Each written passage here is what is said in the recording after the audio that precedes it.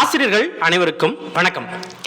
இந்த வீடியோவில் நம்ம என்ன பார்க்க போகிறோம் அப்படின்னா, வரப்போகிற டெட் எக்ஸாமுக்காக பேப்பர் 1க்கு சைக்காலஜி பார்க்க போகிறோம். ஆக்சுவலாக இன்னும் ஒரே ஒரு நாள் தான் இருக்குது. இந்த ஒரு நாளில் நம்ம சைக்காலஜியை ரிவிஷன் பண்ணுறது அப்படிங்கிறது கொஞ்சம் கஷ்டமாக இருக்கும்.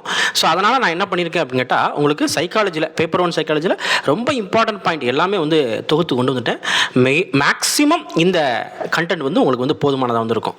நீங்கள் என்ன பண்ணுங்கள் அப்படின்னா, ஒரு டைமுக்கு 2 டைம் இந்த கிளாஸை கவனமாக கேளுங்க, போதுமானது.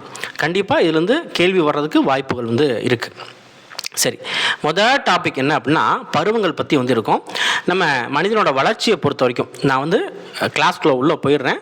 ஸோ காது கொடுத்து கவனமாக கேளுங்க. மனிதனோட வளர்ச்சி பொறுத்த வரைக்கும் 8 பருவங்களாக நம்மளுக்கு பிரித்து வச்சுருக்காங்க. 8 பருவம் என்னென்ன?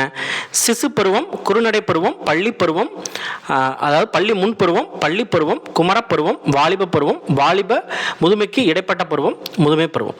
சிசு பருவம் பொறுத்த வரைக்கும் 0லேருந்து 1 ஆண்டு. குறுநடை பருவம் பொறுத்த வரைக்கும் 1லேருந்து 3 ஆண்டு. பள்ளி முன்பருவம் பொறுத்த வரைக்கும் 3லேருந்து 6 ஆண்டு.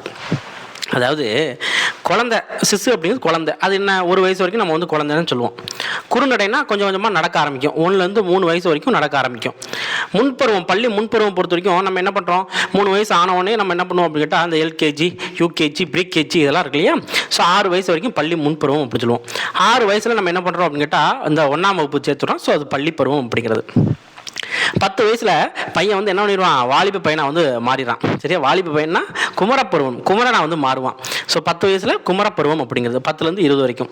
வாலிப பருவம் அப்படிங்கிறது எப்போ வருது அப்படின்னா, 20லேருந்து 40 வரைக்கும் வாலிப பருவம் வரும். வாலிப பருவத்துக்கும் முதுமை பருவத்துக்கும் இடைப்பட்ட பருவம் என்ன அப்படின்னா, 40லேருந்து 60 வயது இருக்கும். 60 வயதுக்கு மேலே போயிடுச்சு அப்படின்னா அதுக்கு பேர் முதுமை பருவம் அப்படின்னு சொல்லுவாங்க. சரியா. ஸோ 8 பருவம், 8 பருவத்தை நல்லா பாருங்கள். சிசு, குறுநடை, பள்ளி முன்பருவம், பள்ளி பருவம், குமரப்பருவம், வாலிப பருவம், வாலிபத்துக்கும் முதுமைக்கும் இடைப்பட்ட பருவம், முதுமை பருவம் படிக்கிறது. ரைட்.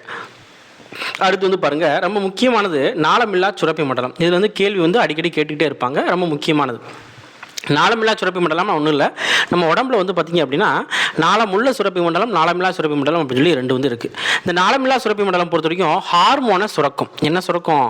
ஹார்மோன் அப்படிங்கிற ஒரு விஷயத்தை சுரக்குது. இந்த ஹார்மோன்கள் நம்ம உடலில் நிறையா மாற்றங்கள் ஏற்படுத்தும். இந்த நாளமில்லா சுரப்பியில் நிறையா சுரப்பிகள் இருக்குது. அதில் முதல் சுரப்பி என்ன அப்படின்னா, பிட்யூட்ரி சுரப்பி. ஸோ இந்த பிட்யூட்ரி சுரப்பி என்ன சொல்லுவாங்கன்னா, தலைமை சுரப்பி அப்படின்னு சொல்லுவாங்க. மாஸ்டர் கிளான்ஸ் அப்படின்னு சொல்லுவாங்க. இருக்கிறதுலையே மெயினான சுரப்பி எதுன்னு கேட்டால் பிட்யூட்ரி.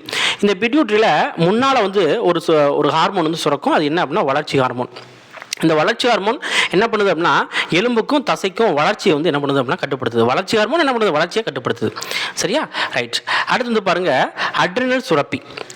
அட்ரினல் சுரப்பி பொறுத்த வரைக்கும் என்ன அப்படின்னா, அட்ரினலின் ஹார்மோன் அப்படிங்கிற ஒரு ஹார்மோன் சுரக்குது. இந்த அட்ரினலின் ஹார்மோன் என்ன பண்ணும் அப்படின்னா, அவசர காலங்களில் இந்த அட்ரினலின் ஹார்மோன் வேலை பார்க்கும். அதாவது பாம்பு வந்துச்சு அப்படின்னா உடனே எந்திரிச்சு ஓட்டுறது. ஓகேவா. இந்த மாதிரி விஷயங்கள்லாம், கொசு கடிச்சிச்சு அப்படின்னா டக்குன்னு அடிக்கிறது. இந்த மாதிரி விஷயங்கள்லாம் இந்த அட்ரினலின் அப்படிங்கிற இந்த ஹார்மோன் சுரக்கனால தான் ஏற்படுது. ஒருத்தவங்களை வெட்ட வரா அப்படின்னா வேகமாக ஓடுவீங்களா, தலதறிக்க ஓடுவீங்க இல்லையா, அதெல்லாம் பார்த்திங்கன்னா இந்த அட்ரினலின் ஹார்மோன் தான். இது என்ன பண்ணுது அப்படின்னா, அட்ரினலின் இதய தசை சுருங்கி விரிவடைகிறதுக்கு இது அட்ரினலின் யூஸ் ஆகுது. ஓகேவா. அடுத்ததாக தைராய்டு சுரப்பி. தைராய்டு சுரப்பி பொறுத்த வரைக்கும் தைராக்சின் அப்படிங்கிற ஒரு ஹார்மோன் சுரக்குது. இந்த தைராக்சின் ஹார்மோன் என்ன பண்ணுது அப்படின்னா, ஆக்சிஜன் உட்கிரகத்தில் என்ன பண்ணுது அப்படின்னா அதிகப்படுத்தி வளர்ச்சிதை மாற்றத்தை கட்டுப்படுத்துது. ஆக்சிஜன் உள்ளே வாங்குறதுக்கு உட்கிரகத்தில் அதை அதிகப்படுத்துது. ப்ளஸ் வளர்ச்சிதை மாற்றத்தை என்ன பண்ணுது அப்படின்னா, இந்த தைராக்சின் ஹார்மோன் கட்டுப்படுத்துது. சரியா. அடுத்து பாரா தைராய்டு சுரப்பி. ஸோ பாரா தைராய்டு சுரப்பி பொறுத்த வரைக்கும் பாராதார்மோன் அப்படிங்கிற ஒரு ஹார்மோன் சுரக்கும். இந்த ஹார்மோன் சுரக்குது. என்ன ஹார்மோன்? பாராதார்மோன் அப்படிங்கிறது. பாராதார்மோன் அப்படிங்கிறது. இந்த பாராதார்மோன் ஹார்மோன் என்ன பண்ணுது அப்படின்னா, ரத்தத்தில் கால்சியம், பாஸ்பரஸ் மினரல்ஸ் இருக்கும். அதோட அளவை கட்டுப்படுத்தி எலும்பு வளர்ச்சியை இது தூண்டி விடுது. பாராதைராய்டு சுரப்பி என்ன பண்ணுது, எலும்பு வளர்ச்சியை தூண்டி விடுது. நல்லா பாருங்கள். இதில் கேள்வி எக்ஸ்பெக்டட். ஓகேவா. நீங்கள் லாஸ்ட்டு ப்ரீவியஸ் இயர் கொஸ்டின் கூட எடுத்து பாருங்கள். இதில் கேள்வி கேட்டிருக்காங்க. ஓகேவா. முக்கியமாக இந்த பிட்யூட்ரியில் வளர்ச்சி ஹார்மோன் பற்றி கேள்வி கேட்டிருப்பாங்க. வளர்ச்சி ஹார்மோன் பொறுத்த வரைக்கும் அதிகமாக சுரக்குது அப்படின்னா, வளர்ச்சி ஹார்மோன் அதிகமாக சுரக்குது அப்படின்னா நம்மளுக்கு என்ன ஆகும் அப்படின்னா, ஜெய்ஜாண்டிசம் அப்படிங்கிறது ரொம்ப உயரம், ரொம்ப எடை அதிகமாக இருக்கும். அதான் பார்த்திங்க அப்படின்னா, வளர்ச்சி ஹார்மோன் அதிகமாக சுரக்கிறனால. வளர்ச்சி ஹார்மோன் கம்மியாக சுரக்குது அப்படின்னா குள்ளத்தன்மை இருக்கும். டுவார்பிசம் அப்படி சொல்லுவாங்க, குள்ளத்தன்மை அப்படிங்கிறது. சரியா. ஓகே. அடுத்ததாக பாருங்கள், கணைய சுரப்பி. ஸோ கணையம் பொறுத்த வரைக்கும் என்ன அப்படின்னா, நாளமுள்ள சுரப்பியாகவும் செயல்படும், நாளமில்லா சுரப்பியாகவும் செயல்படும். இந்த கணையம் பொறுத்த வரைக்கும் என்ன ஹார்மோனை சுரக்குது அப்படின்னா இன்சுலின் அப்படிங்கிற ஒரு ஹார்மோன் வந்து சுரக்குது. இன்சுலின் பொறுத்த வரைக்கும் நம்ம ரத்தத்தில் குளுக்கோஸ் அளவு வந்து பார்த்திங்கன்னா கட்டுப்படுத்தி புரதம் கொழுப்பு இதை வந்து சேகரிக்கிறதுக்கு பயன்படுது. முக்கியமாக புரதத்தை வந்து உற்பத்தி பண்ணுறதுக்கும் கொழுப்பை சேகரிக்கிறதுக்கு கொழுப்பை என்ன பண்ணுது அப்படின்னா சேகரிக்கிறதுக்கு பயன்படுது. ஓகேவா, ரைட். இப்போ நார்மலாக சுரப்பி நம்ம பார்த்தோம் இல்லையா, பிட்யூட்டரி சுரப்பி, கணைய சுரப்பி, அட்ரினல் அதுக்கப்புறம் வந்து பண்ணால் தைராய்டு இதெல்லாம் வந்து பார்த்தோம் இல்லையா. இந்த சுரப்பி ஏதாவது குறைபாடு ஏற்படுது அப்படின்னா என்ன வரும் அப்படிங்கிறது. வளர்ச்சி ஹார்மோன் இருக்கு இல்லையா, நம்ம பார்த்தோம். வளர்ச்சி ஹார்மோன் யார் சுரக்கிறா? பிட்யூட்டரியில் முன்னால் வந்து சுரக்குது. இது வந்து அதிகமாக சுரந்தால் என்னாகும்? உடல் பருமன் வந்து ஏற்படும். இதுவே குறைவாக சுரக்குது அப்படின்னா குள்ளத்தன்மை வந்து ஏற்படும். தைராய்டு சுரப்பி வந்து தைராக்சின் அப்படிங்கிற ஒரு ஹார்மோன் சுரக்குது. இது கம்மியாக சுரக்குதுன்னு வச்சுக்கோங்களேன், கிரிட்டினிசம் ஏற்படும். இது லாஸ்ட் இயர் பிஓக்கில் கேட்டது. நீங்கள் வேணால் எடுத்து பாருங்கள். குறைவாக சுரந்தால் என்ன கிரிட்டினிசம் அப்படிங்கிற ஒரு நோய் வந்து ஏற்படும். இது அதிகமாக சுரக்குது அப்படின்னா முன்கழுத்து கலலை காய்டர் அப்படிங்கிறது ஏற்படும். தைராக்சின் பொறுத்தவரைக்கும் தைராய்டு அப்படிங்கிறது எங்கே வருது? கழுத்தில் தானே வரும். தைராய்டுங்கிறது எங்கே வருது? கழுத்தில் தானே வரும். மெஜாரிட்டி தைராய்டு சுரப்பி அப்படின்னு கழுத்தில் தான் இருக்குது. தைராய்டும் கழுத்தில் தான் இருக்குது. பாராதைராய்டும் கழுத்தில் தான் இருக்குது. சரி, அடுத்ததாக நரம்பு செல். ஸோ நரம்பு செல்லும் ரொம்ப முக்கியமான ஒன்று. நரம்பு செல்லோட அடிப்படை அழகு என்ன அப்படின்னா நியூரான் அப்படின்னு சொல்லுவாங்க. நரம்பு செல் அப்படி இல்லைன்னா நியூரான் சொல்லுவாங்க, முக்கியமான ஒன்று. நியூரானை பொறுத்த வரைக்கும் மொத்தம் 3 டைப்பை வந்து நம்ம வந்து பிரித்து வச்சுருக்கோம். என்னென்ன அப்படின்னா புலன் வளர்ச்சி நியூரான், இயக்க நியூரான், இணைப்பு நியூரான் அப்படின்னு சொல்லிட்டு 3 டைப்பை வந்து பிரிக்கணும். இந்த புலன் வளர்ச்சி இல்லை, புலன் உணர்ச்சி. இந்த புலன் உணர்ச்சி நியூரான் இருக்கு இல்லையா, இது என்ன பண்ணுது அப்படின்னா நம்ம புலன்கள், எக்ஸாம்பிளுக்கு கண், காது, மூக்கு, வாய், அதுக்கப்புறம் தோல். இப்போ தோல் இருக்குன்னு வச்சுக்கோங்களேன், தோல் தான் ஒரு புலன் வச்சுக்கோங்களேன். இந்த தோல்லேருந்து என்ன பண்ணுது அப்படின்னா மைய நரம்பு மண்டலத்துக்கு செய்தியை கொண்டு போகும். இப்போ ஏதாவது கொசு கடிக்குது இல்லைனா ஏதாவது வலிக்குது அப்படின்னா அந்த விஷயத்தை மைய நரம்பு மண்டலத்துக்கு கொண்டு போகிறது யார் அப்படின்னா இந்த புலன் உணர்ச்சி நியூரான் தான் கொண்டு போகும். இயக்க நியூரான் என்ன பண்ணுது அப்படின்னா மைய நரம்பு மண்டலத்திலிருந்து தசைகளுக்கு கட்டளையை வந்து கொண்டு போகும். தசைகளுக்கு என்ன பண்ணுது? கட்டளை வந்து கொண்டு போகுது. உடனே வந்து கையை வந்து உதறி விடுது அப்படிங்கிற மாதிரி. ஓகேவா, ஒரு எக்ஸாம்பிளுக்காக சொல்கிறேன்.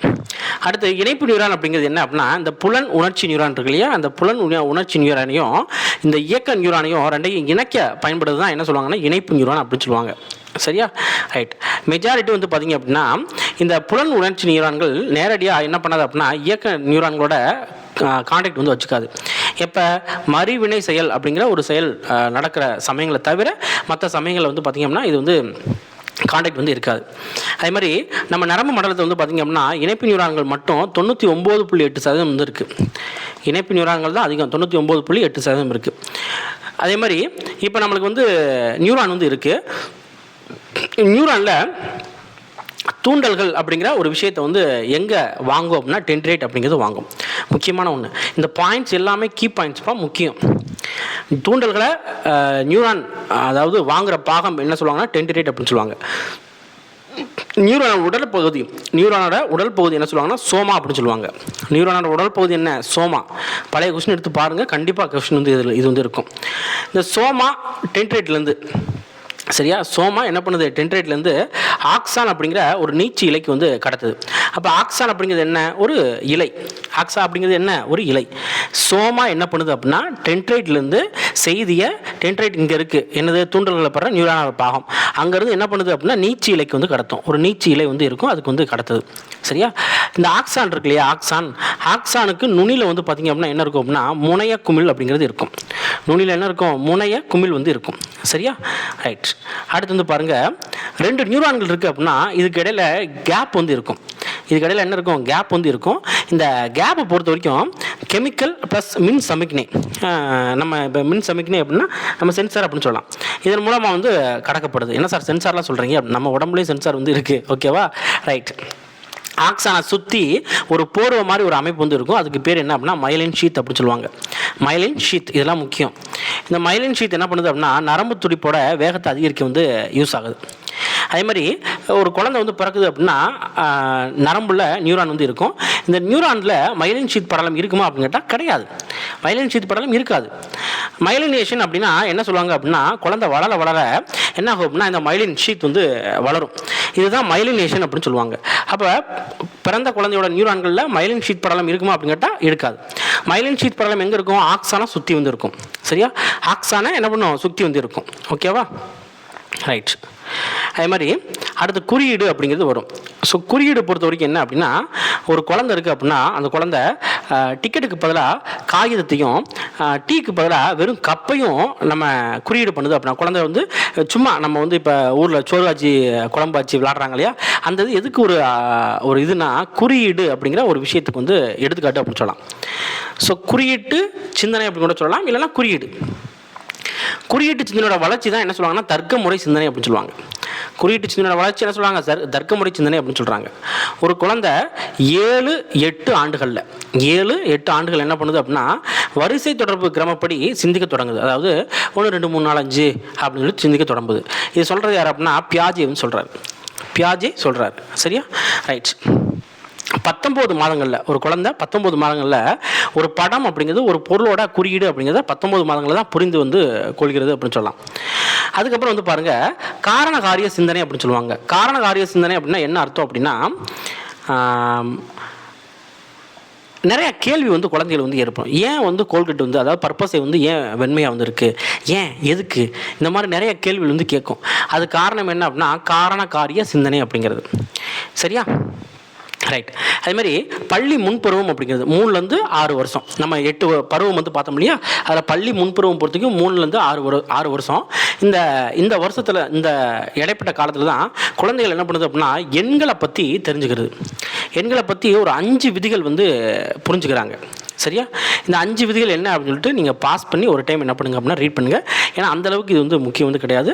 இருந்தாலும் 5 விதிகள் அப்படிங்கிறத மைண்டில் வந்து வச்சுக்கோங்க. எதை பற்றி, நம்பர்ஸ் பற்றி. ஓகேவா. அடுத்து வந்து பாருங்கள், இந்த குழந்தைகள் வந்து பொறுத்த வரைக்கும் தொடக்கப்பள்ளிக்கு போவாங்க இல்லையா, தொடக்கப்பள்ளிக்கு போகிறப்ப குறியீட்டு சிந்தனை தர்க்கமுறை சிந்தனை வளர்ந்துருச்சா அப்படின்ட்டு கிடையாது, வளராது. அது போக போக தான் வந்து என்ன ஆகும்னா வளர்ச்சி அடையும். சரியா, தன்னையும் சுற்றுப்புற சூழ்நிலையும் புரிந்து கொள்ளும் மனத்திறன் தான் என்ன சொல்லுவாங்கன்னா அறிதல் திறன் அப்படின்னு சொல்லுவாங்க. தன்னையும் சுற்றுப்புற சூழ்நிலையும் அறிந்து கொள்ளும் மனத்திறன் என்ன சொல்கிறாங்க, அறிதல் திறன் அப்படின்னு சொல்லுவாங்க. ஓகேவா. பியாஜே பொறுத்த வரைக்கும் அறிதல் திறன் வளர்ச்சியை பற்றி ஒரு 4 படிநிலைகள் வந்து சொல்கிறாரு. பியாஜே, நல்லா பாருங்கள், பியாஜே இவர் என்ன பண்ணுறாரு 4 படிநிலை வந்து சொல்கிறாரு. என்னென்ன, புலன் இயக்க பருவம், மன செயல்பாட்டுக்கு முந்தைய பருவம், பார்ப்பதை கொண்டு சிந்திக்கும் பருவம், முறையான மன செயல்பாட்டு பருவம். புலன் இயக்க பருவம் 0லேருந்து 2 ஆண்டுகள் வரைக்கும் சொல்கிறாரு. மன செயல்பாட்டுக்கு முந்தைய பருவம் பொறுத்த வரைக்கும் 2லேருந்து 7 ஆண்டுகள் வரைக்கும் சொல்கிறாரு. பார்ப்பதை கொண்டு சிந்திக்கும் பருவம் பொறுத்த வரைக்கும் 7லேருந்து 12 ஆண்டுகள் வரைக்கும் சொல்கிறாரு. முறையான மன செயல்பாட்டு பருவம் பொறுத்த வரைக்கும் 12 ஆண்டுகளுக்கு மேலே. சரியா, மொத்தம் 4 வந்து இருக்குது. அறிதல் திறன் வளர்ச்சிக்கு 4 படிநிலையை யார் சொல்கிறா, பியாஜேன்னு சொல்கிறாரு. என்னென்ன இருக்குது, புலன் இயக்க பருவம், மன செயல்பாட்டுக்கு முந்தைய பருவம், பார்ப்பதை கொண்டு சிந்திக்கும் பருவம், முறையான மன செயல்பாட்டு பருவம் அப்படிங்கிறது. அடுத்து வந்து பாருங்கள் குழந்தை மொழி குறைபாடு. இந்த குறைபாடை பொறுத்த வரைக்கும் குறைபட பொதுமைப்படுத்தல், மிகப்பட பொதுமைப்படுத்தல் 2 இது சொல்லுவாங்க. குறைபட பொதுமைப்படுத்தல் அப்படிங்கிறது வந்து பார்த்திங்கன்னா நார்மலாக சிந்திக்கிற திறனை வச்சு குறைபட பொதுமைப்படுத்தல் அப்படின்னு சொல்லுவாங்க. ஓகேவா. மிகைப்பட பொதுமைப்படுத்தல் அப்படிங்கிறது இப்போ கருப்பு சிலந்தி அப்படிங்கிறது ஒரு விலங்கு வகையில் தான் வந்து இருக்கும். ஆனால் குழந்தை என்ன நினைக்கும் அப்படின்னா பூச்சி லிஸ்ட்டில் வந்து இருக்கும் அப்படின்னு நினச்சிருக்கோம். அப்போ கருப்பு சிலந்தி அப்படிங்கிறது மிகைப்பட பொதுமைப்படுத்தல் அப்படிங்கிறது. மிகைப்பட பொதுமைப்படுத்தல் எக்ஸாம்பிள் என்ன அப்படின்னா கருப்பு சிலந்தி அப்படிங்கிறது மைண்டில் வந்து வச்சுக்கோங்க. ஓகேவா. அடுத்து வந்து பாருங்கள் எரிக்சன் கோட்பாடு. ஸோ எரிக்சன் கோட்பாடு பொறுத்த வரைக்கும் எதை பற்றி வந்திருக்கும் அப்படின்னா வளர்ச்சி பற்றி வந்து வந்திருக்கும். நல்லா பாருங்கள், அறிதிறன் அப்படின்னா பியாஜே வந்து வராரு. யார் வரா, பியாஜே வந்து வராரு. வளர்ச்சி அப்படின்னா எரிக்சன் வந்து வராரு. இது முக்கியம். பிறப்புலேருந்து ஓராண்டு வரைக்கும் அதிக இங்கே குழந்தைகளோட பக்கத்தில் இருக்கிறவங்க யார் அப்படின்னா தாய், செவிலியர். சரியா, தாய் இல்லைன்னா பார்த்துக்கிறவங்க பிறப்புலேருந்து ஓராண்டு வரைக்கும். இப்போ இந்த டைமில் நம்பிக்கையின்மை அப்படிங்கிறது இருக்கும். இது ஒரு ப்ரீவியஸ் ஒரு கொஸ்டின் தான். சரியா, அடுத்து 2ஆம் ஆண்டு பொறுத்த வரைக்கும் பெற்றோர் அம்மா அப்பா தாத்தா பாட்டி எல்லாமே பெற்றோர் தான். ஓகேவா. இந்த டைமில் சுதந்திரமும் வெட்கமும் குழந்தைக்கு வந்து இருக்கும். 3லேருந்து 5ஆவது வருஷத்தில் ஆதார குடும்பம் அப்படி சொல்லுவாங்க. ஆதார குடும்பம் எல்லாருமே சேர்த்து மாமா, சித்தப்பா, சித்தி. சரியா, தானே செயலாற்றுதல், குற்ற உணர்வு வந்து இருக்கும். 6வது வயசுலேருந்து பால் உறுப்பு முதிர்ச்சி வரைக்கும் யார் இருப்பாங்க அப்படின்னா கூட சுற்றுப்புறமும் பள்ளியும். சரியா, சுற்றி இருக்கிற சொந்தக்காரங்க ப்ளஸ் பள்ளி. இந்த டைமில் உற்சாகமும் தாழ்வு உணர்ச்சியும் வந்து ஏற்படும். அடுத்த குமரப்பருவம் அப்படிங்கிறது.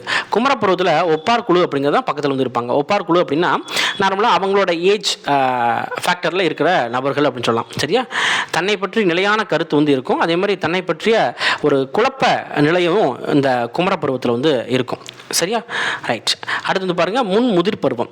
முன்முதிர் பருவம் பொறுத்த வரைக்கும் யார் இருப்பாங்க அப்படின்னா நண்பர்கள் இருப்பாங்க. ப்ளஸ் பால் தொடர்பு உறுப்பினர்கள் இருப்பாங்க. ஆண்பால் பெண்பால் ரெண்டையும் சொல்லலாம். சரியா?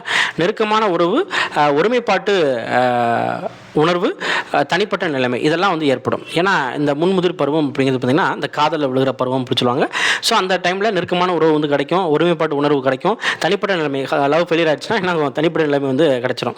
அடுத்து நடுமுதிர் பருவம். நடுமுதிர் பருவத்தில் குடும்ப கடமை வந்து கிடைச்சிரும். அதாவது கல்யாணம் வந்து முடிச்சிருவாங்க. ஓகேவா? கல்யாணம் முடிச்சிருவாங்க. ஸோ குடும்ப கடமை வந்து கிடைச்சிரும். அப்போ என்ன ஆயிரும், தாராள மனப்பான்மை அப்படிங்கிறது இருக்கும். தாராள மனப்பான்மை இருக்கும்.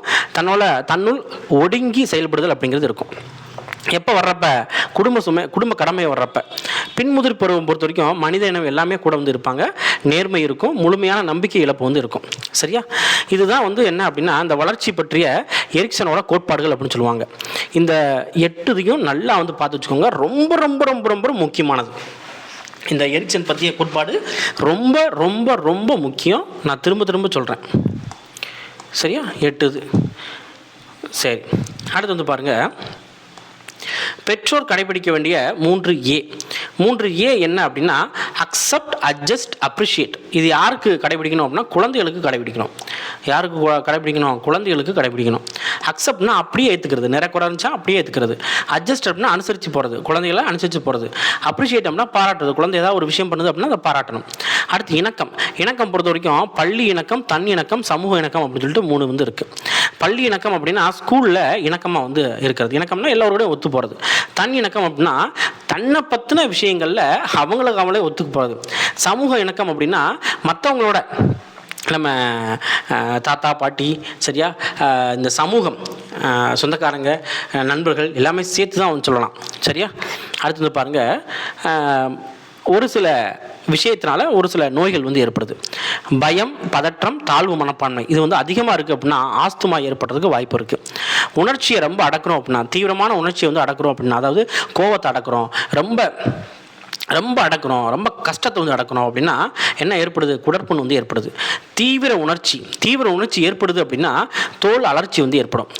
மன அழுத்தம், மன உளைச்சல் வந்து ஏற்படுதுன்னு வச்சுக்கோங்களேன். தலைவலி, மூட்டு வலி வந்து ஏற்படும். இது நார்மலாக இருக்குது தான். ப்ரெஷர் வந்து அதிகமாக இருந்துச்சுன்னா தலைவலி வந்து வர்றது நார்மலான ஒன்று. சரியா? பகைமை உணர்வு, ஒருத்தனை வந்து நம்ம அடிக்கணும் அப்படின்னு சொல்லி இருக்கிறது. குற்ற உணர்வு, ஏதாவது தப்பு பண்ணிட்டோம் அப்படின்னா குற்ற உணர்வு. அப்படி இருக்குது அப்படின்னா ஹை பிபி வந்து இருக்கும். ஹை பிபினா ஒன்றும் இல்லை, உயர் ரத்த அழுத்தம் அப்படிங்கிறது. மறைத்து வைக்கப்படும் தீவிர மன உணர்வு, ரொம்ப மனசுக்குள்ளே போட்டு வைக்கிறது. முக்கியமாக பெண்களுக்கு வந்து பார்த்திங்கன்னா மாதவிடாய் சார்ந்த பிரச்சனைகள் வந்து ஏற்படும். மாதவிடாய் சார்ந்த பிரச்சனைகள் ப்ளஸ் வந்து பார்த்திங்க அப்படின்னா இந்த மாதவிடாய் வலி அப்படிங்கிற ஒரு விஷயம் வந்து ஏற்படும். சரியா?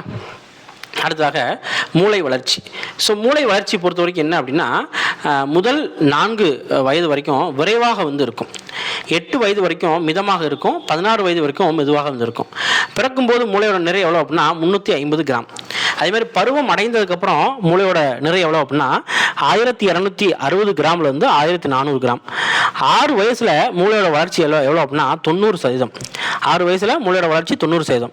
குழந்தையோட உயரம் வந்து பிறக்கிறப்ப எவ்வளோ இருக்கும் அப்படின்னா 52 சென்டிமீட்டர் மினிமம். இது வந்து ஒரு அப்ராக்சிமேட்டாக சொல்கிறாங்க. 5 வயசில் 106 சென்டிமீட்டர், 9 வயசில் 131 சென்டிமீட்டர், 13 வயசில் 151 சென்டிமீட்டர் அளவுக்கு வந்து குழந்தை வந்து உயரம் வந்து இருக்கும். பிரச்சனை பற்றிய ஆய்வு. பிரச்சனை பற்றிய ஆய்வு பொறுத்த வரைக்கும் யார் ஆய்வு பண்ணுறாங்க அப்படின்னா ஜான் டூயி அப்படிங்கிற ஒருத்தர் வந்து ஆய்வு பண்ணுறாரு. சரியா? ஒரு 6 விஷயத்தை இவர் வந்து வைக்கிறாரு. ஒரு 6 விஷயத்தை: பிரச்சனையை உணர்றது, பிரச்சனையை தீர்க்கிறதுக்கு விவரம் திரட்டுறது, கருதுகோள் அமைக்கிறது, அதே மாதிரி இந்த கருதுகோளை செயல்படுத்தி தீர்வு காண்றது, முடிவினை எட்டுறது, முடிவினை சோதித்தறிதல். இந்த 6 வந்து பிரச்சனை பற்றிய ஆய்வு ஜான் டூயி வந்து பண்ணுறாரு. அடுத்ததாக பியாஜேவோட அறிதல் திறன் வளர்ச்சி 4 படிநிலைகள். அறிதல் திறன் வளர்ச்சி 4 படிநிலைகள். சரியா? பியாஜேவோடது. இந்த 4 படிநிலை என்ன? முதல் நிலை, 2ஆம் நிலை, 3ஆம் நிலை, 4ஆம் நிலை. முதல் நிலையை பொறுத்த வரைக்கும் தொட்டு உணரும் பருவம், பிறப்புலேருந்து 18 மாதம் வரைக்கும் இருக்கும். அதே மாதிரி 2ஆம் நிலையை பொறுத்த வரைக்கும் மன செயல்பாட்டுக்கு முந்தைய நிலை 18 மாதத்துலேருந்து 7 வயசு வரைக்கும் இருக்கும். 3ஆம் நிலையை பொறுத்த வரைக்கும் புலன்கள் உணர்வை வைத்து சிந்தித்து செயல்படும் நிலை. சரியா? புலன்கள் உணர்வை வைத்து சிந்தித்து செயல்படும் நிலை 7லேருந்து 12 வயசு வரைக்கும். 4ஆம் நிலையை பொறுத்த வரைக்கும் எண்ணங்களின் அடிப்படையில் செயல்படும் நிலை 12 வயசுக்கு மேலே. இப்போ நான் கொடுக்குற எல்லா கண்டென்ட்டுமே ரொம்ப ரொம்ப ரொம்ப ரொம்ப முக்கியமான கண்டென்ட்டு, கேள்வி கேட்குறதுக்கு வாய்ப்பு அதிகம் உள்ள கண்டென்ட்டு. முதல் நிலை, 2ஆம் நிலை, 3ஆம் நிலை, 4ஆம் நிலை.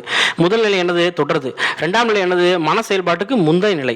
3ஆம் நிலை என்னது? புலன்கள் உணர்றதை வச்சு சிந்தித்து செயல்படுற நிலை. சரியா? நான்காம் நிலை என்னது? எண்ணங்களின் அடிப்படையில் செயல்படுற நிலை. ஓகேவா? இதுக்கு வயசும் வந்து கொடுத்துருக்காங்க. ஓகேவா? அப்போ அறிதல் திறன் வளர்ச்சியை பற்றி பியாஜே 4 படிநிலைகளை வந்து விளக்கியிருக்கிறார். அடுத்து தான்டெக் அப்படிங்கிற ஒருத்தர், சரியா? அவர் பேர் என்னது? தான்டெக். இவர் வந்து நுண்ணறிவை 3 வகையாகவும் சொல்லியிருக்காரு. சமூக நுண்ணறிவு, கருத்தியல் நுண்ணறிவு, பொறியியல் சார்ந்த நுண்ணறிவு அப்படின்னு சொல்லிட்டு. சமூக நுண்ணறிவு அப்படின்னா அந்த சமூகத்தை பற்றி, கருத்தியல்னா அவங்களோட கருத்து, பொறியியல் சார்ந்த அப்படின்னா நம்ம டெக்னாலஜி அடிப்படையில். சரியா? மொத்தம் 3 வந்து தான்டெக் வந்து என்ன பண்ணுறாரு? நுண்ணறிவை பற்றி சொல்லியிருக்காரு. தான்டெக் 3 வகை. எது? நுண்ணறிவு. அடுத்து வெக்ஸ்லர்.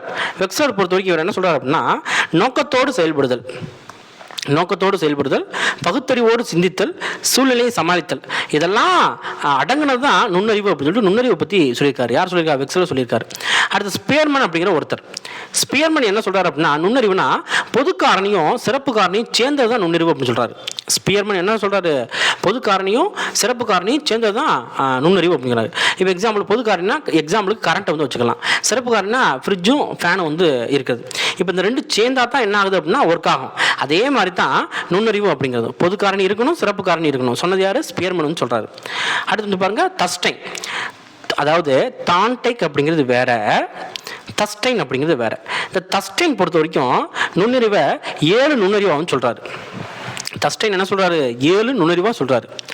செயலாற்றல், சொல் வேகத்திறன், எண்ணாற்றல், இடையாற்றல், இட ஆற்றல், நினைவாற்றல், புலன் காட்சி வேகம், காரணகாரிய தொடர்பு அறிதல்.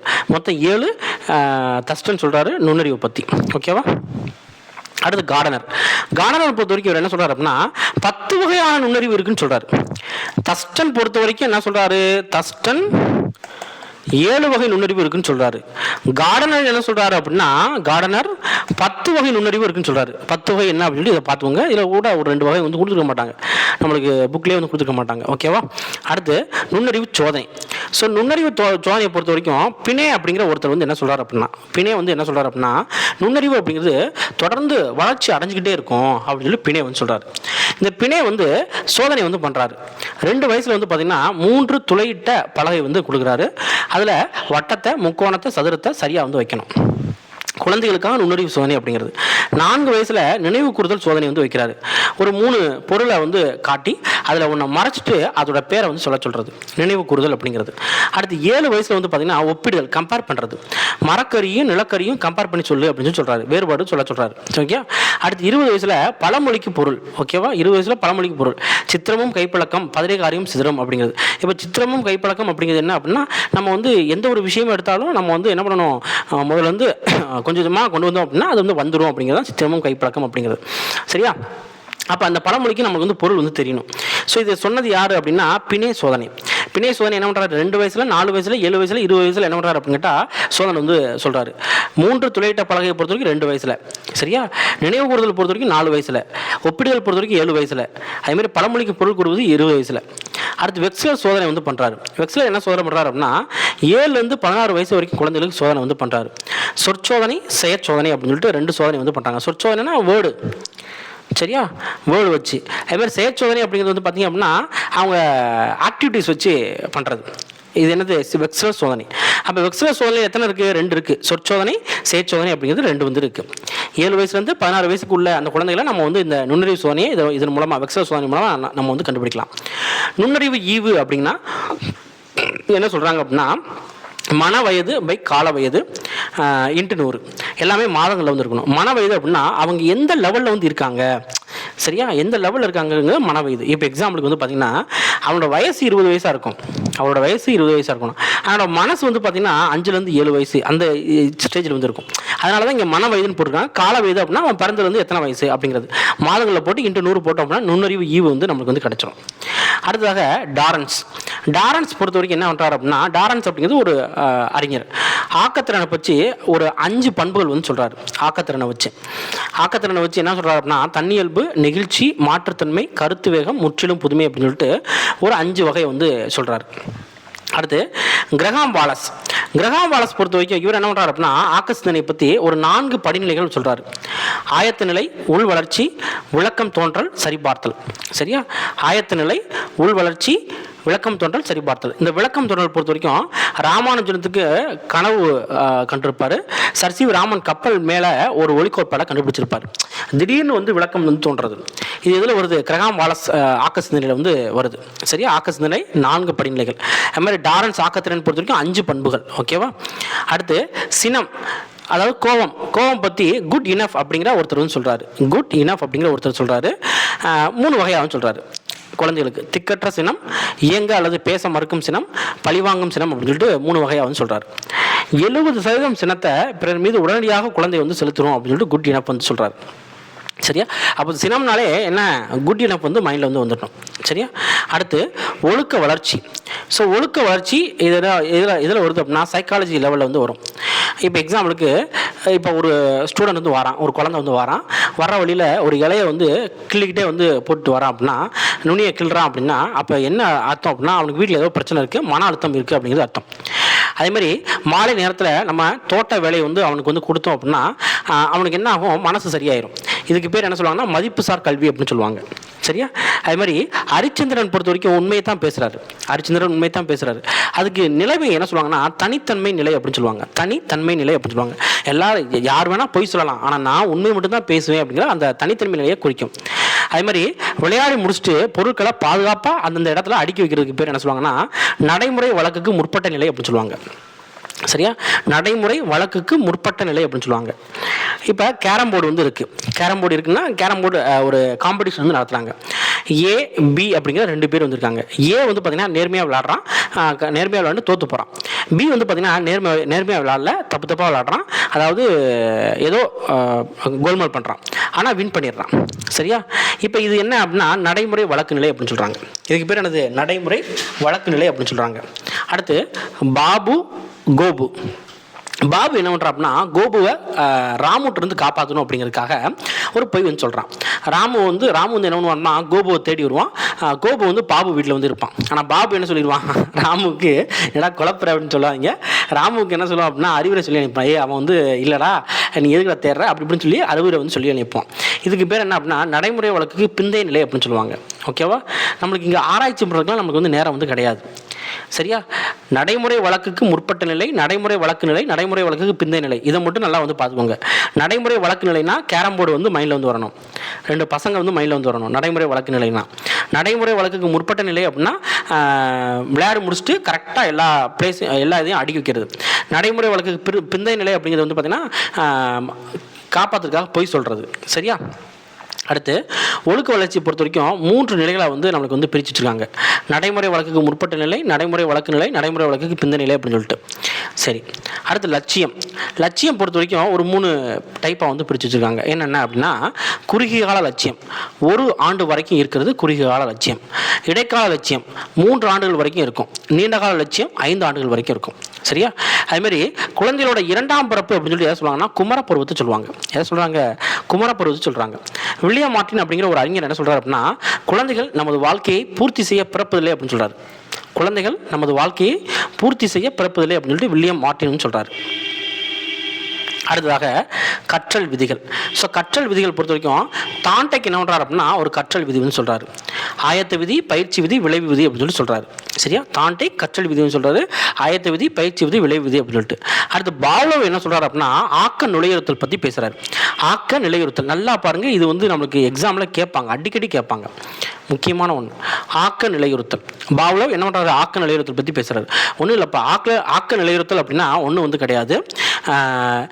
ஒரு எலும்பு துண்டு இருக்கு இல்லையா, எலும்பு துண்டை நாய் வந்து பார்க்குது அப்படின்னா தானாக என்னாகும், அதுக்கு வந்து உமிழ்நீர் வந்து சுரக்கும். இதுக்கு பேர் என்ன சொல்லுவாங்கன்னா இயற்கை துளங்கல் அப்படின்னு சொல்லுவாங்க. இப்போ நம்ம ஒரு சமோசாவை பார்க்குறப்ப, ஒரு சிக்கனை பார்க்குறப்ப நம்மளுக்கு வந்து என்ன ஆகுது, உமிழ்நீர் வந்து சுரக்குது இல்லையா, இது இயற்கையான ஒரு விஷயம். ஓகேவா. இப்போ இது என்ன பண்ணுறாங்க அப்படின்னா ஆக்க நிலையுறுத்தல் அப்படிங்கிற ஒரு விஷயத்தில் வச்சு அந்த நாய்க்கு ஒரு ரூமில் கட்டி போட்டுட்டு ஒரு மின்சார மணியை அடிச்சுட்டு அடுத்த உணவு வந்து கொடுக்குறாங்க. சரியா. அப்போ என்ன ஆகுது, மின்சார மணியை அடிச்சுட்டு அந்த நாய் வந்து என்ன பண்ணும் அப்படின்னா வெயிட் பண்ணி பார்க்கும். மின்சார மணி எப்போ அடிக்குதோ உணவு வந்து கிடைக்குது. இந்த மாதிரி வந்து அப்படியே ரொட்டீனாக வந்து ஆகுது. அடுத்து கொஞ்ச நாள் என்ன பண்ணுறாங்க அப்படின்னா மின்சார மணியை அடித்தும் உணவு தராமல் இருக்காங்க.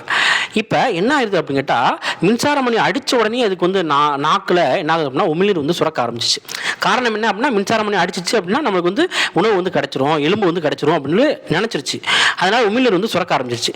இதுக்கு பேர் தான் ஆக்க நிலையுறுத்தல் அப்படின்னு சொல்லுவாங்க. ஓகேவா. மணி ஓசை. அதுக்கப்புறம் என்ன பண்ணுறாங்க அப்படின்னா இந்த மணி ஓசையை வச்சு என்ன பண்ணுவாங்க அப்படின்னு கேட்டால் மணி ஓசையை வச்சு ஒன்றும் இல்லை. மணி ஓசை அப்படிங்கிறது இங்கே வந்து தொடர்பற்ற தூண்டல் அப்படின்னு சொல்லுவாங்க. தொடர்பட்ட தொடர்பற்ற தூண்டல். ஓகேவா, ரைட்ஸ். இது என்னதில் வருது? ஆக்க நிலையத்தில் வந்து வருது. அடுத்து ஸ்கின்னர் அப்படிங்கிற ஒருத்தர் என்ன பண்ணுறாரு அப்படின்னா ஆக்க நிலையத்தை பற்றி பேசுகிறாரு. இவர் வந்து என்ன பண்ணுறாரு அப்படின்னா பாருங்கள், நாய் எலும்பு உமிழ்நீர் இது ஆக்க நிலையத்தில் தான். அதே மாதிரி ஸ்கின்னர் வந்து வராரு. இவர் வந்து பார்த்திங்க அப்படின்னா எலியை பற்றி வந்து சொல்கிறாரு. சரியா, ஒரு வெள்ளை எலி, இந்த வெள்ளை எலிக்கு உணவு வந்து கொடுக்கல, கூட்டில் வந்து அடைச்சி போட்டாச்சு. அப்போ அந்த வெள்ளை எலி அங்கிட்டு இங்கிட்டு ஓடும் இல்லையா, அப்போ இடையில வந்து ஒரு நெம்புகோல் வந்து வச்சுறாங்க. இந்த நெம்புகோலை அழுத்தணும் அப்படின்னா நம்மளுக்கு உணவு உடைக்கிற மாதிரி செட் பண்ணி வச்சுறாங்க. அப்போ இந்த எலி வந்து பார்த்திங்கன்னா ரொம்ப நாள் வந்து ஓடிக்கிட்டே இருக்கும். அதுக்கப்புறம் ஒரு கட்டத்தில் எதேச்சியாக அதை வந்து பார்க்கும், அப்போ உணவு வந்து கிடச்சிடும். திரும்ப திரும்ப அதுவே வந்து பண்ணிக்கிட்டு இருக்கும். அடுத்து நெம்புகோல் அழுத்தினதுக்கப்புறம் ஒரு வட்டமான ஒளி எழுப்பி அதுக்கப்புறம் வந்து உணவு வந்து கொடுப்பாங்க. சரியா, அப்போ என்ன பண்ணுது அப்படின்னா அந்த அந்த எலியை வந்து பழக்கப்படுத்துகிறாங்க. இதுக்கு பேர் ஆக்க நிலையுறுத்தல், பிஎஃப் ஸ்கின்னரோட ஆக்க நிலையுறுத்தல். அடுத்து வந்து பாருங்கள், கோலர் உட்காட்சி மூலம் கற்றல் அப்படிங்கிற ஒரு வகை. உட்காட்சி மூலம் கற்றல். சிம்பன்சி குரங்கு வந்து இருக்குது. சிம்பன்சி குரங்கு நல்லா பாருங்கள். சிம்பன்சி குரங்கு என்ன பண்ணுறாங்க, சிம்பன்சி குரங்கை ஒரு கூண்டுக்குள்ளே வந்து போட்டாங்க. கூண்டுக்கு வெளியில் வந்து பார்த்திங்கன்னா ஒரு வாழை கொலையை வந்து வச்சுட்டாங்க, வாழைப்பழத்தை வந்து வச்சுட்டாங்க. இப்போ ஆனால் கைக்கு எட்டாத மாதிரி அளவுக்கு வந்து வச்சுட்டாங்க. பக்கத்துலேயே ஒரு நீண்ட குச்சியை வந்து போட்டாங்க. அந்த சிம்பன்சி என்ன பண்ணுது அப்படின்னு கேட்டால் அந்த வாழைத்தாரை வந்து எப்படியோ எடுக்கணும் ட்ரை பண்ணுது, ஆனால் முடியலை. ஆனால் கொஞ்சம் நாள் கழித்து அந்த குச்சியை வந்து எடுத்து சாப்பிட்றது. அதுக்கப்புறம் வந்து பாருங்கள், திரும்ப குச்சி வந்து பெரிய குச்சியாக போடாமல் கட் பண்ணி குச்சியை வந்து போடுறாங்க. அப்போ என்ன ஆகுது அப்படின்னா அந்த குச்சியை எடுத்து நேராக சேர்த்து என்ன பண்ணுது அப்படின்னா அந்த வாழைப்பழத்தை எடுத்து சாப்பிட்றது. இதுக்கு பேர் உட்காட்சி மூலம் கற்றல் அப்படின்னு சொல்லி சொல்கிறாங்க. ஓகேவா, இது நல்லா பாருங்கள். பாபாவோட ஆக்க நிலையத்தில் பொறுத்த வரைக்கும் எலும்பு, நாய், உமிழ்நீர் அப்படிங்கிற மைண்டில் வந்து வச்சுக்கோங்க. சரியா, அடுத்து மின்சாரம் பண்ணி மைண்டில் வச்சுக்கோங்க. அதே ஆக்க நிலையத்தில் பிஎஃப் ஸ்கின்னர் ஆக்க நிலையத்தில் அப்படின்னா வெள்ளை எலியை ஞாபகம் வச்சுக்கோங்க. சரியா, வெள்ளை ஸ்கின்னு. ஓகேவா, வெள்ளை ஸ்கின்னு. சரியா, அதே மாதிரி எலும்புக்கு வந்து பார்த்தீங்க அப்படின்னா பாவ், எலும்புக்கு பாவ், அதாவது நாய்க்கு உணவு அப்படிங்கிறது பாவ் அப்படின்னு வச்சுக்கோங்க. நாய் உணவு, நாய் பாவ், போ போ அப்படின்னு சொல்ல முடியா? சரியா, அதாவது நம்மளுக்கு அங்கே போய் ஞாபகம் வரணும்ப்பா. இப்போ எக்ஸாம்பிள் இதை கேட்டாங்க, நாயை பற்றி கேட்டுறாங்க, அப்போ உங்களுக்கு டக்குன்னு பாவ் பாவ் அப்படின்னு சொல்லி மைண்டில் வருதுன்னு வச்சுக்கோங்களேன். அப்போ எனக்கு ஒரு சந்தோஷமாக வந்துருக்கு, அதுக்காக நான் சொல்கிறேன். ஓகேவா, அடுத்து வந்து பாருங்கள், கோலார் உட்காட்சி மூலம் கற்றல் பொறுத்த வரைக்கும், கோலார் பொறுத்த வரைக்கும் சிம்பன்சி குரங்கு எப்பயுமே எப்படி இருக்கும்? கோலாராக தான் இருக்கும். குரங்கு என்ன ஒன்றும் கோலாராக தான் இருக்கும். ஓகேவா, ரைட். அடுத்து வந்து பாருங்கள் கற்றல் நிலைகள். ஸோ கற்றல் நிலைகளில் நிறைய விஷயங்கள் வந்து இருக்குது. ஃபஸ்ட்டு இயல்பூக்கம். இயல்பூக்கம் அப்படிங்கிறது என்ன அப்படின்னா அது இயல்பாகவே அதுக்கு வந்து என்ன இருக்கும் அப்படின்னா அந்த கற்றல் நிலை வந்து இருக்கும். மீன் பிறந்த உடனே நீந்துறது ஒரு இயல்பூக்கம். முயன்று தவறி கற்றல் அப்படிங்கிறது நம்ம குழந்தை பொறுத்த வரைக்கும் எழுந்து நிற்க முயற்சி பண்ணோம், ஆனால் கீழே விழுந்துடும். அதே மாதிரி ஆனால் திரும்ப வந்து எழுந்து நின்றுடும். மிதிவண்டி ஓட்டுறப்ப நம்ம என்ன பண்ணுவோம், கீழே விழுந்து தானே ஓட்டுறோம். அப்போ இதுக்கு பேர் முயன்று தவறு கற்றல் அப்படின்னு சொல்லுவாங்க.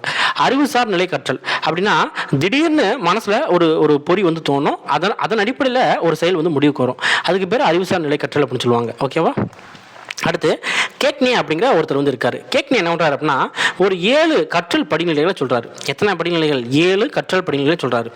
7 என்னென்ன? பிரச்சனையை தீர்த்தல், விதிகள் மூலம் கற்றல், பல்வகை வேறுபடுத்தி கற்றல், சங்கிலி கற்றல், உடல் இயக்கம், தூண்டல், துலங்கல் மூலம் அறிதல், சைகை வழி கற்றல். இப்போ பிரச்சனையை தீர்த்தல் அப்படின்னா பாத்திரங்களை பிரிக்கிறது. சரியா, அதாவது பெரிய பெரிய பாத்திரம், சின்ன சின்ன பாத்திரம் அப்படின்னு சொல்லி பிரிக்கிறது. ஓகேவா, அடுத்து விதிகள் மூலம் கற்றல் அப்படின்னா வெப்பத்தால் பொருள் விரிவடையும் அப்படிங்கிறத விதிகள் மூலமாக நம்ம வந்து கற்கிறது. பல்வகை வேறுபடுத்தி கற்றல் அப்படின்னா விலங்கு பறவையை வேறுபடுத்தி பார்க்கறது. சங்கிலி கற்றல் அப்படின்னா பேசுறதுக்கு எழுதுறதுக்கு கற்றுக்கிறது. உடல் இயக்கம் அப்படின்னா நீந்துதல், நடத்தல், ஓடுதல் அப்படிங்கிறது. தூண்டல், துலங்கல் மூலம் அறிதல் அப்படிங்கிறது விலங்கு பறவையை பற்றி கற்றுக்கிறது. சரியா, சைகை வழி கற்றல் பொறுத்த வரைக்கும் பழைய ஆக்க நிலையுறுத்தல் அப்படிங்கிறது. கேக்னே கற்றல் படிநிலைகள் 7 அப்படிங்கிறத மைண்டில் வந்து வச்சுக்கோங்க. ஓகேவா, அடுத்ததாக ஸ்கீமா. இந்த ஸ்கீமாவும் ரொம்ப முக்கியமான ஒன்று. ஸ்கீமா ரொம்ப ரொம்ப முக்கியம்.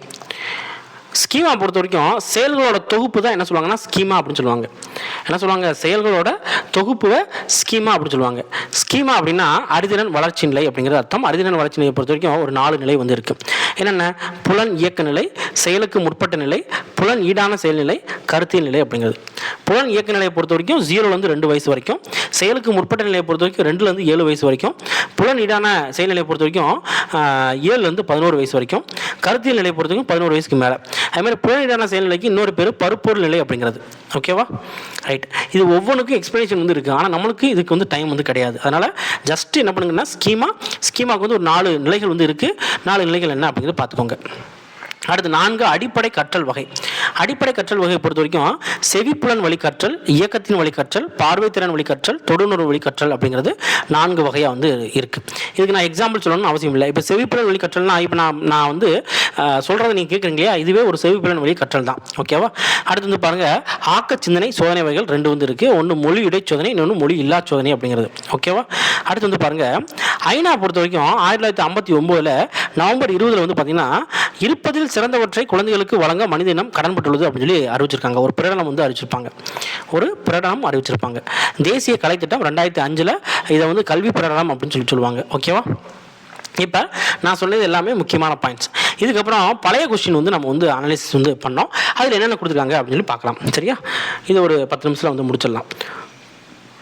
ஒரு குழந்தை தொடக்கப்பள்ளி அடையிறதுக்கு முன்னாலேயே நரம்பு மண்டலம் என்ன ஆயிடுது அப்படின்னா 90% வளர்ச்சி வந்து அடைஞ்சிருது.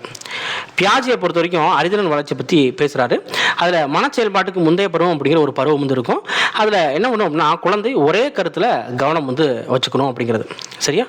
வைகாட்ஸ்கி அப்படிங்கிற ஒரு அறிஞர், இவர் என்ன பண்ணுறாரு அப்படின்னு கேட்டால் அண்மை வளர்ச்சி மண்டலம், அப்படி இல்லைன்னா புதிய அறிவு உருவாவதற்கான இடம் கருத்து அப்படின்னு சொல்லியிருக்காரு வைகாட்ஸ்கி. சரியா?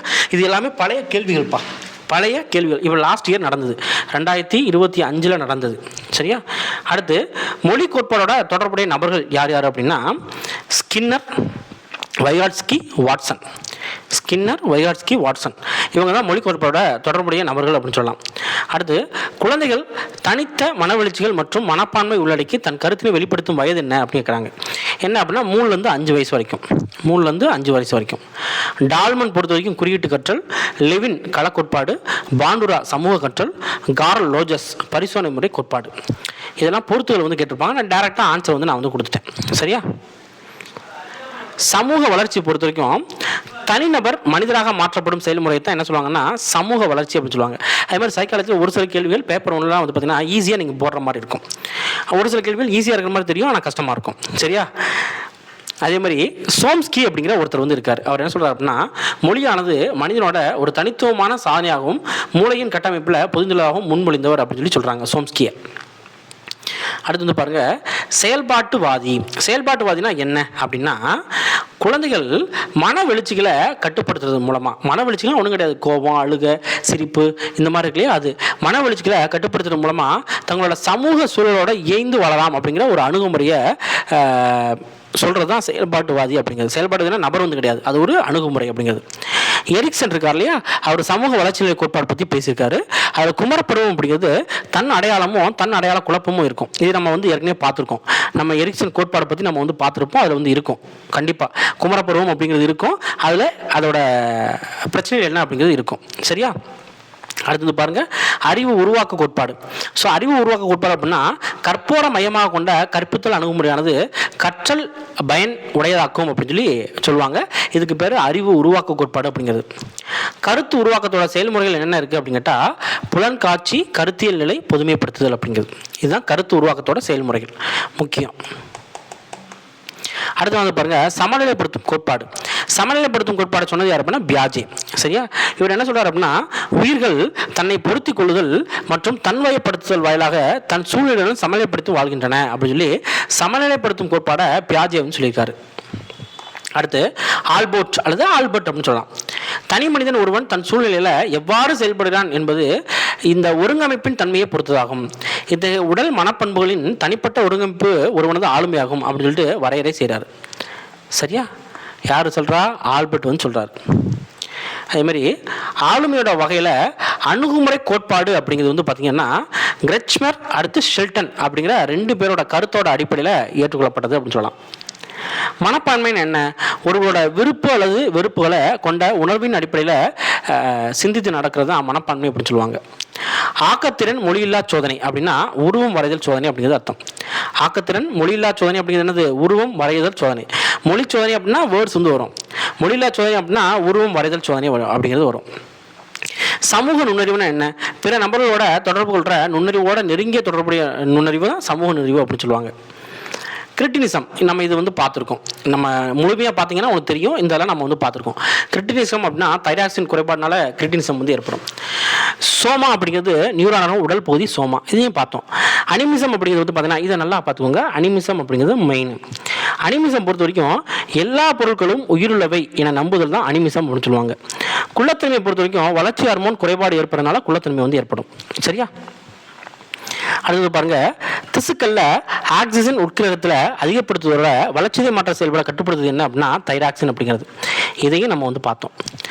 குழந்தை விளையாட்டுப் பொருட்களை பரிமாறிக்கொள்வது மற்றும் ஒருவர் மற்றொருவரோட நடத்திய விமர்சிக்கும் நடைமுறை, அதுக்கு பேர் என்ன அப்படின்னு சொல்லுவாங்கன்னா தொடர்புடைய விளையாட்டு அப்படின்னு சொல்லுவாங்க. என்ன சொல்லுவாங்க? தொடர்புடைய விளையாட்டு. குழந்தைகளில் சமூக புன்னகை அப்படிங்கிற ஒரு உணர்ச்சி ஃபஸ்ட்டு எப்போ வரும் அப்படின்னா பிறப்புலேருந்து 6 மாதங்களில் வந்து வரும். சரியா? கட்டமைப்பு உருவாக்கம் அப்படிங்கிற அந்த வேர்டு ரஷ்யாவில் வந்து நம்மளுக்கு வந்து எடுத்திருக்காங்க. ரஷ்யன் வேர்டு அப்படின்னு சொல்லலாம்.